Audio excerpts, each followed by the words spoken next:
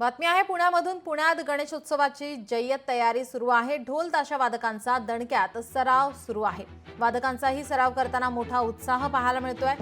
गणेशोत्सवासाठी आता 1 महिना आधी ढोल ताशा पथकातील तरुणांच्या सरावाला सुरुवात होते। यंदा वादनाचा या निनादाला उत्साहात सुरुवात झालेली आहे। याचाच आढावा घेतला आमचे प्रतिनिधी अमोल धर्माधिकारी यांनी।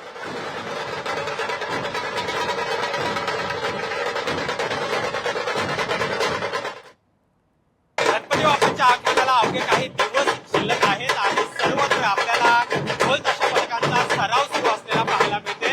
या संपूर्ण गणेशोत्सवामध्ये आपल्याला प्रामुख्याने जे पाहायला मिळतं ते म्हणजे पारंपरिक वाद्य असलेलं हे ढोल ताशांचं वादन आणि त्याची सराव आहे तो आता पुण्यातल्या विविध भागांमध्ये सुरू असलेला पाहायला मिळते। काय सांगाल, यंदा तुमचं कितवं वर्ष आहे आणि ढोल ताशा पथकांचं वादन करत असताना यंदा काय नवीन पाहायला मिळणार आहे?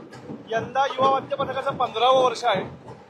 गेली 15 वर्ष ढोल ताशा वादनासोबतच विविध सामाजिक उपक्रम असतील, जसं अभिनव पुस्तक दहीहंडी आहे, कृतज्ञता दीपावली आहे, आपत्ती व्यवस्थापन आहे। याच्यात वंदे मातरम संघटना कृती युवा वाद्य पथकाचा कायमच हिरिरीचा सहभाग राहिलेला आहे।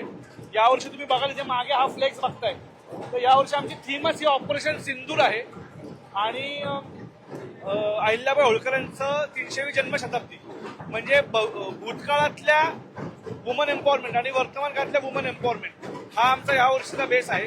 त्यामुळे तुम्ही प्रॅक्टिसमध्ये बघितलं मुलींची पण संख्या जवळपास 50%हून जास्त मुलींची संख्या आहे। म्हणजे यावर्षी आमचा काउंट जो 267चा आहे त्याच्यात 50%हून अधिक मुली आहेत, लहान मुली आहेत, गृहिणी आहेत, जॉब करणाऱ्या मुली आहेत। त्यामुळे आमचा यावर्षीचा फोकस हा वुमन एम्पॉवरमेंट आणि ऑपरेशन सिंदूर याच्यावरच आहे। ताशा वादनात खूप हे लागते, म्हणजे हात खूप दुखतात आणि हाताची पूर्ण हे लागते, म्हणजे ताकद पाहिजे तेवढी। मी खूप एक्साइटेड आहे आणि मला गणपती आणि मला ढोल वाजवण्याचे खूप क्षण पण आहे, म्हणून मी ह्याचा भाग घेते। खूप उत्साह वाटतो, खूप मजा येते। अशा पद्धतीने वेगवेगळ्या ठिकाणी आपल्याला हे वाद्य ऐकायला मिळणार आहे, अनुभवायला सुद्धा मिळणार आहे। कॅमेरामन विशाल कनवरेचा आहोत धर्माधिकारी, लोकशाही मराठी। लोकशाही मराठी ऐका, पहा, जागरूक रहा।